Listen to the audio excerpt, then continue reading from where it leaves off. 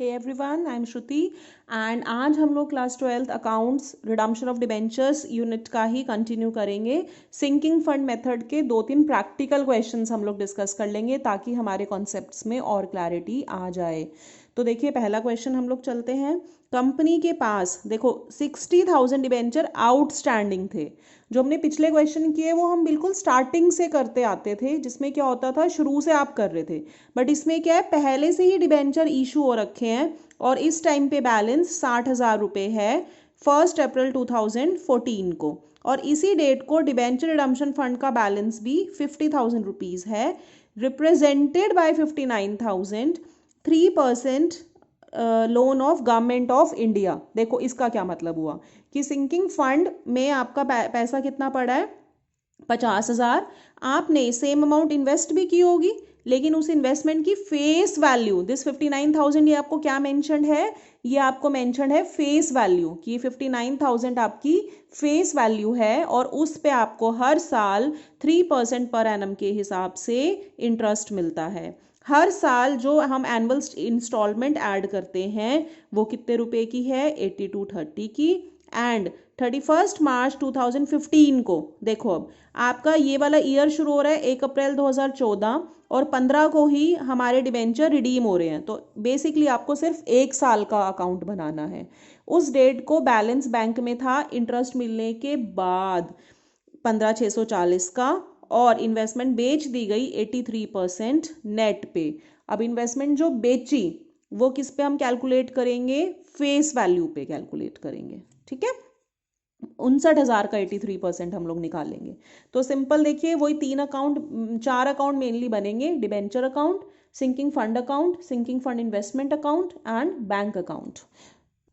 देखिए, bank debenture account तो बहुत सिंपल है।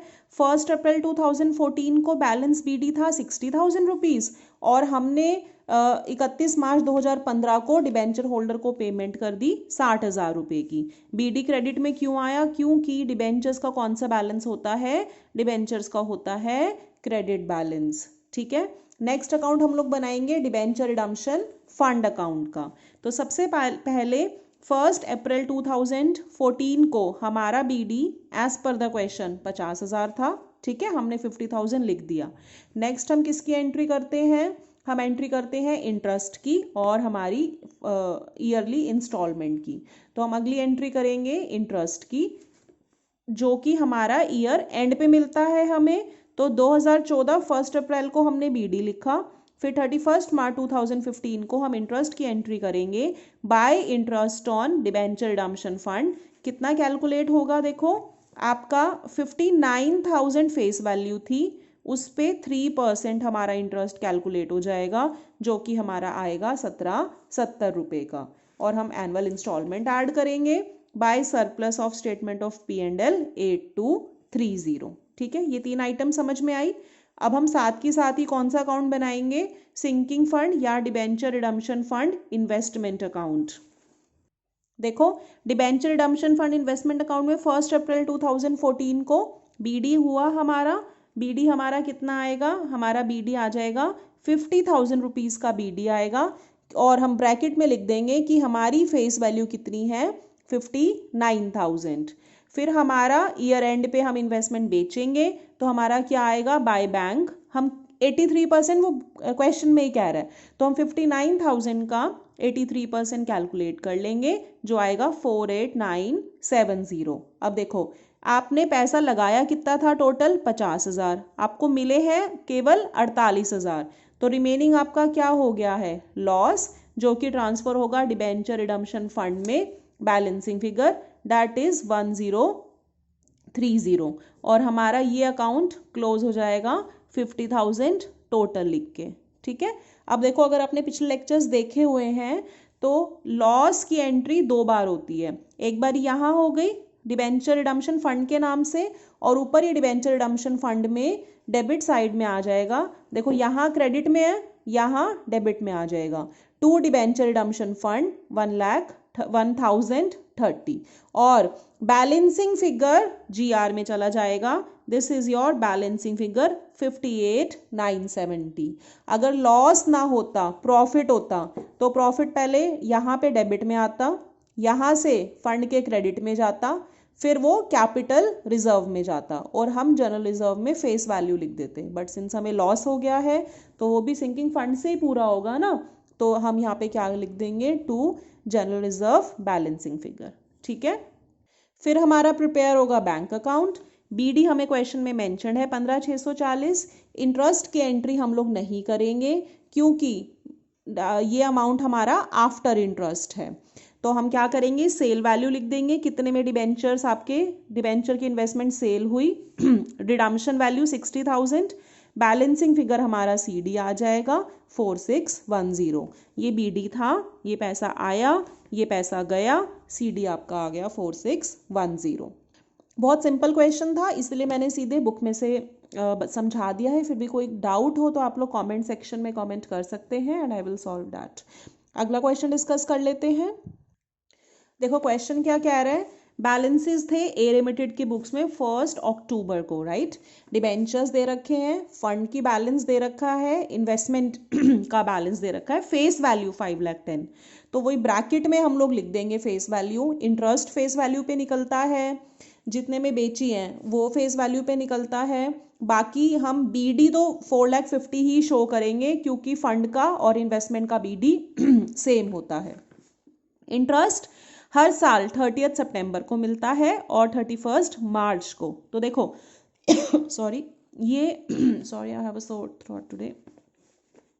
ये आपको बैलेंस दिया हुआ है 1 अक्टूबर को, तो 30 सितंबर तो 1 सेकेंड सॉरी गाइस, आपको बैलेंस दे रखा है 1 अक्टूबर को, तो 30 सितंबर तो इसके पहले आ गया होगा ना। तो हमें इंटरेस्ट की एंट्री 30 सितंबर वाली नहीं करनी है, हम सीधे 31 मार्च के इंटरेस्ट की एंट्री करेंगे, right. Annual contribution 1 lakh rupees था, that means surplus of statement of P&L की अमाउंट 1 लाख है। डिबेंचर्स ड्यू हो गए हैं 31 मार्च 2018, यानी कि यहाँ पे भी आपको अल्टीमेटली 1 टाइम ही अकाउंट बनाना है। कंपनी ने इन्वेस्टमेंट बेची 90% पे, 90% आप किसका निकालेंगे, 5,10,000 का, और उस टाइम पे बैलेंस बिफोर इंटरेस्ट था 2,16,000 रुपये। तो डिबेंचर अकाउंट तो वेरी सिंपल, 1 अक्टूबर 2017 को बीडी हुआ 6 लाख रुपीस और हमने 31 मार्च 2018 को होल्डर्स को पेमेंट कर दी कितने रुपए की, 6 लाख रुपए की। तो हमारा डिबेंचर अकाउंट क्लोज हो जाता है। उसके बाद सिंकिंग फंड, देखिए सिंकिंग फंड में सबसे पहले क्या एंट्री होगी, सबसे पहले एंट्री होगी 1 अक्टूबर 2017 को बाय बैलेंस बीडी, जो कि क्वेश्चन में मेंशन है, राइट। उसके बाद हम क्या करेंगे, हमें इंटरेस्ट मिलेगा। हमें इंटरेस्ट कब मिलेगा, 31 मार्च 2018 को। हमारी फेस वैल्यू थी 5,10,000, उस पे हमें 8% इंटरेस्ट मिलेगा और 6 महीने का मिलेगा। क्यों, क्योंकि that is calculated for 6 months, October से लेकर मार्च तक, जो हमारा आ गया 20,400। फिर हम एनुअल इंस्टॉलमेंट ट्रांसफर करेंगे by surplus of statement of P&L 1 lakh rupees. ठीक है, ये 3 अमाउंट क्लियर है। तो अब हम इन्वेस्टमेंट अकाउंट पे एक बार पहले चलते हैं। देखो इन्वेस्टमेंट अकाउंट देखिए एक बार, इन्वेस्टमेंट अकाउंट में आपको कैसे मेंशन होगा, सबसे पहले तो वही बीडी, ब्रैकेट में हम लोग शो कर देंगे 5,10,000 फेस वैल्यू 4,50,000। अब हम इन्वेस्टमेंट को 31 मार्च 2018 को बेच रहे हैं, तो हम क्या लिखेंगे, बाय बैंक। ये हमारी सेल हो गई, 5,10,000 थी हमारी और हम कितने में बेच रहे हैं, 90% में हम लोग बेच रहे हैं। तो हमारा वैल्यू कितना आ जाएगा, 4,59,000, राइट। अब देखो वैल्यू आपकी इन्वेस्टमेंट की थी 4.5 लाख, आप सेल कर रहे हो 4,59,000 में, तो आपको क्या हो जाएगा, प्रॉफिट हो जाएगा 9,000। और प्रॉफिट की entry as earlier discussed, profit कितनी बार एंट्री होती है प्रॉफिट की, 3 बार। तो यहाँ डेबिट हुआ, ऊपर सिंकिंग फंड में ये क्रेडिट हो जाएगा बाय सिंकिंग फंड इन्वेस्टमेंट 9,000, और यहाँ से ये कैपिटल रिजर्व में चला जाएगा 9,000, और बैलेंसिंग फिगर हमारा किस में चला जाएगा, जनरल रिजर्व में। ठीक है, अगर ये लॉस होता तो हम एंट्री कैसे करते, लॉस हमारा इधर क्रेडिट में जाता और ये सीधे हमारा क्रेडिट से डेबिट में चला जाता। बट प्रॉफिट है, प्रॉफिट की 3 बार एंट्री होती है, तो पहले सिंकिंग फंड इन्वेस्टमेंट में ये डेबिट में आया, यहाँ से ये सिंकिंग फंड अकाउंट में गया और वहाँ से ये कैपिटल रिजर्व में चला गया। और आपका बैलेंसिंग फिगर किस में आ गया, जनरल रिजर्व में आ गया। ठीक है, और लास्ट अकाउंट हमारा बनेगा बैंक अकाउंट। बैंक अकाउंट में balance BD simple 2,16,000, before interest था तो हम इंटरेस्ट की एंट्री भी शो करेंगे 20,400 की। फिर हमारी इन्वेस्टमेंट बेची गई 4,59,000 में, एंड हमने डिबेंचर होल्डर को पेमेंट कितना कर दिया, 6 लाख रुपीज़, और हमारा बैलेंसिंग फिगर कितना आ गया, 95,400। तो ये 4 अकाउंट आपके बनने हैं, debenture account, then you have sinking fund account, right, then you have sinking fund investment account, then you have bank account. ठीक है, तो बहुत सिंपल क्वेश्चंस हैं, पेपर में ऐसे ही क्वेश्चन आते हैं 1 साल के, जिसमें आपको गिनती की 2-4 एंट्री करनी होती है, कौन कौन सी, बैलेंस बीडी, इंटरेस्ट की, एनुअल पेमेंट की, और जो प्रॉफिट या लॉस है। चलिए लास्ट क्वेश्चन डिस्कस कर लेते हैं आज का। 31 मार्च 2015 को ये बैलेंसेस थे, डिबेंचर थे इतने 10 लाख के, फंड आपका टोटल 10,360,000 का था। ठीक है, डिबेंचर रिडम्पशन फंड इन्वेस्टमेंट यहाँ पे 2 में स्प्लिट अप कर रखी है। देखो, जैसे एक पे आपको मिल रहा है 9% इंटरेस्ट, एक पे मिल रहा है गवर्नमेंट पेपर पे 8% इंटरेस्ट। ठीक है, कुछ भी नहीं है, सिर्फ आपको कंफ्यूज करने के लिए दिया हुआ है। 2 में स्प्लिटिंग अप है तो 2 कैलकुलेशन होंगी बस। तो जैसे जो लोन था उसकी फेस वैल्यू थी 4 लाख रुपीज़, और यहाँ पे वो 380 का हुआ।